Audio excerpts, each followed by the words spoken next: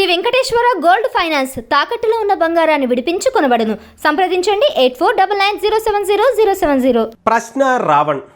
నేను చాలాసార్లు మాట్లాడుతూ ఉంటా. పుణాకోర్ ప్రశ్న. నోరు తెరిస్తే అబద్ధాలే, నోరు తెరిస్తే అసత్యాలే, నోరు తెరిస్తే ఈ దేశం మీద ద్వేషం, ఒక మతం మీద విద్వేషం, కులాల మధ్య, మతాల మధ్య, ప్రాంతాల మధ్య విద్వేషాలు రెచ్చగొట్టడం తప్ప వీటికి బ్రతకడం చేత కావట్లేదు అని చెప్పాను.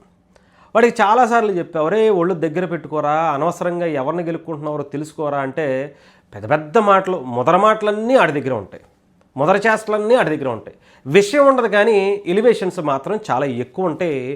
మిస్టర్ పుణాకోర ప్రశ్న గారి దగ్గర ఏమైంది? ఎగిరాడు ఎగిరాడు ఎగిరాడు, ఎవడొస్తాడు రండి, రా రో రో అనుకుంటా తెగ ఎగిరేశాడు. ఐ స్టాండ్ అన్నాడు. ఇప్పుడు స్టాండ్ అయ్యే ఉండు. నిన్ను స్టాండ్ అయ్యే పిఠాపురం పోలీస్ స్టేషన్లో కూర్చోబెట్టి నిన్ను జీవితాంతం స్టాండింగ్ విధానంలోనే అక్కడ ట్రీట్మెంట్ ఇస్తారు. I stand with my words అన్నావు కదా, ఆ స్టాండ్తోనే నిన్ను అక్కడ కూర్చోబెట్టం కదా, నుంచోపెట్టే నీకు ట్రీట్మెంట్ ఇచ్చి పంపిస్తారు.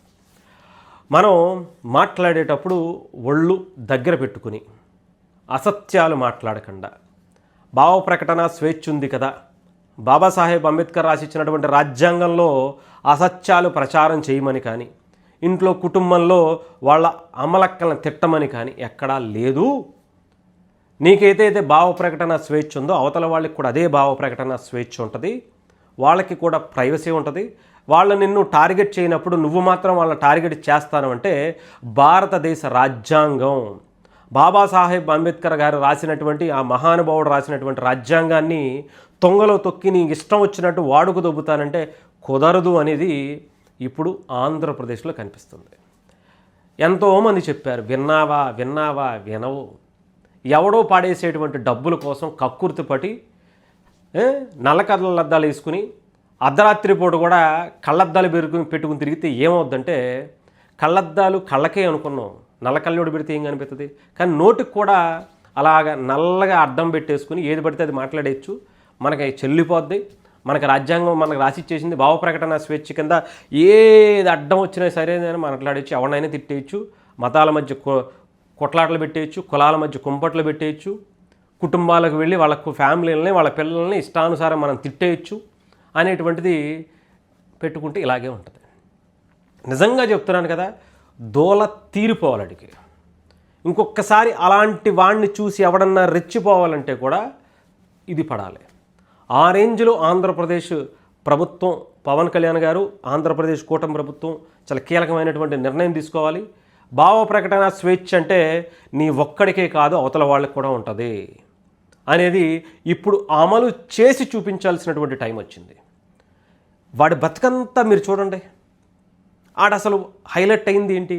కులాల మధ్య చిచ్చు పెట్టడం. అంటే పిఠాపురమైనా, కందుకూరైనా, కైకులూరైనా, ఇంకొకటైనా ఎక్కడైనా కులాలకు సంబంధించినటువంటి ఇష్యూ వచ్చిందంటే అక్కడికి వెళ్ళిపోతాడు. వెళ్ళిపోయి దొంగతనంగానే మళ్ళీ రాజులా బతికేటువంటి బతుకులేదు మనది. అర్ధరాత్రి పూట చీకట్లో వెళ్ళటం, చీకట్లో బతకడం తప్ప బయటికి ఎవరు ఉన్నప్పుడు వెళ్ళి బయటికి వెళ్ళినటువంటి లేదు. అక్కడ 144 సెక్షన్ నడుస్తుంటే దొంగతనంగా వెళ్ళి వాళ్ళతో వీడియోలు తీసుకుని వచ్చేస్తాడు. అంతకుమించి ధైర్యం లేదు అడిగి. అలాంటి పనులు ఉంటాయి.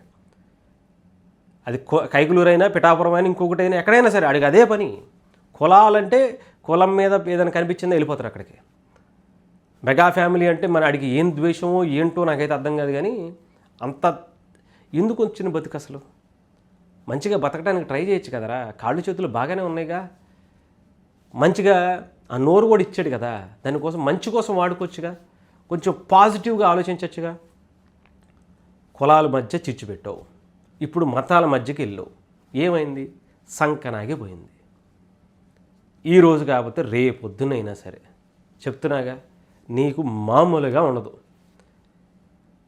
ఎవరితో అయినా పెట్టుకోవచ్చు, పవన్ కళ్యాణ్తో పెట్టుకుంటే సంకనాకిపోతావు అనేది ఇప్పుడు మరోసారి ఈ పుండాకోరు ప్రశ్న అనేవాడికి జోసఫా, ఇంకొకట హేతువాద అంటాడు, ఒక మతానికే సపోర్ట్ చేస్తాడు. హేతువాది అంటాడు, రావణ్ అంటాడు, హేతువాది అంటాడు, జోసఫ్ అంటాడు. అసలు ఆడు ఏంటో, వాడి బాధ ఏంటో ఎవడికి అర్థం కాదు. కమ్మ అని చెప్తాడు, కాపుల మీద తిట్టాలని చూస్తాడు. కమ్మ అని చెప్తాడు, పవన్ కళ్యాణ్ గారిని, మెగా ఫ్యామిలీని తిట్టాలని చూస్తాడు. చూస్తే ఏమైంది? అక్కడ కమ్మ కాదు, అంటే కమ్మ అని చెప్పి కావాలని ఇంటర్వ్యూలు చేయించుకుని ప్రొజెక్ట్ చేసి కమ్మ పేరుతో కాపుల్ని రెచ్చగొట్టి కాపుల్ని కమ్మల మీద వ్యతిరేకంగా కుట్రలు చన్ని విపరీతమైనటువంటి ఒక బలమైనటువంటి కుట్ర చేశాడని చెప్పాలి. పక్కా ప్లాన్తో ఇంటర్వ్యూలు చేశాడు. పక్కా ప్లాన్తో నేను కమ్మ అని చెప్పి చెప్పించుకునేటువంటి ప్రయత్నం చేశాడు. ప్రయత్నమే ఉందిలే, చేశాడు. చేసి కొంతమందికి దగ్గరయ్యి కొంతమందిని ఈ పేరుతో వాళ్ళని తిట్టి వీళ్ళిద్దరి మధ్య ఆంధ్రప్రదేశ్లో కమ్మ కాపుల మధ్య కుట్ర చేయాలనేటువంటిది ప్లాన్ చేశాడు. ఇప్పుడు ఏమైంది? వెళ్ళి ఐ స్టాండ్ విత్ అన్నావు కదా, కూర్చోడు. ప్రకాష్ రాజు వచ్చేస్తాడు, మాట్లాడితే నటుడు ప్రకాష్ రాజు వచ్చేస్తాడు. దేశద్రోహులందరికీ వీళ్ళే సపోర్టు. ఆవిడెవరో పాపం గంజాయి ముక్క, ఆవిడేమితో మాట్లాడింది, చాలా అద్భుతంగా మాట్లాడింది. ఒక ఏంటది, ఆయన ఏమన్నా దేశద్రోహ, ఆయన ఏమన్నా సంఘ విద్రోహ శక్త అంటే, అమ్మా గంజాయి ముక్క 100% రావణ్ అలియాస్ జోసఫ్ సంఘ విద్రోహ శక్తే, దేశద్రోహే, ఉగ్రవాదే, టెర్రరిస్టే. ఈ దేశంలో మతాల మధ్య, కులాల మధ్య, ప్రాంతాల మధ్య, వర్గాల మధ్య విద్వేషాలు రెచ్చగొడుతుంటేనే ఆయన అరెస్ట్ చేశారు. విద్వేషాలు రెచ్చగొడుతూ కుట్రలు చేస్తున్నందుకే ఆయన అరెస్ట్ చేశారు.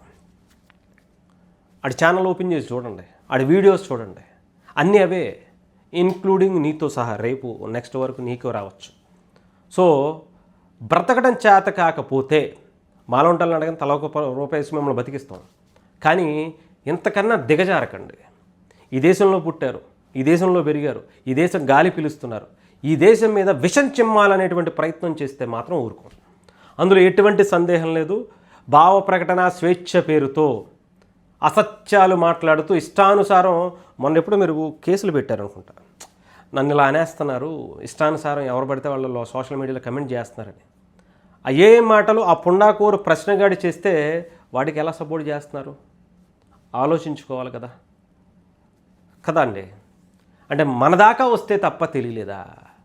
అంటే ఎదట వాళ్ళ ఆడవాళ్ళ గురించి, పవన్ కళ్యాణ్ గారి గురించి, వాళ్ళ ఇంట్లో ఆడవాళ్ళ గురించి వాడు మాట్లాడినేసినప్పుడు వాడికి మాత్రం సపోర్ట్ చేస్తారే, వాడికి సపోర్ట్ చేసినటువంటి మిమ్మల్ని మాత్రం ఏమీ అనకూడదంటే భావ ప్రకటన స్వేచ్ఛ కదండి, రాజ్యాంగం ఇచ్చినటువంటి హక్కు కదండి.